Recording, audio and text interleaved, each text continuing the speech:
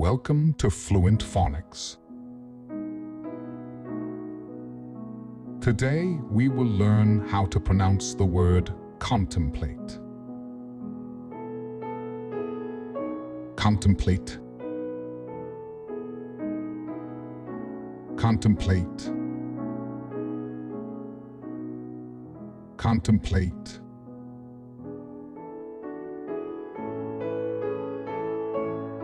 Here's an example of how one might use it in a sentence. She sat by the window, gazing out at the serene landscape, contemplating the decisions she had to make.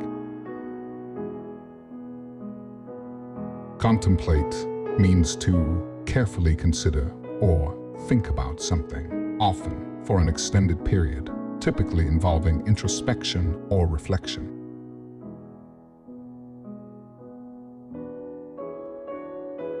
Thank you for your time. If you enjoyed this, please like and subscribe for further content.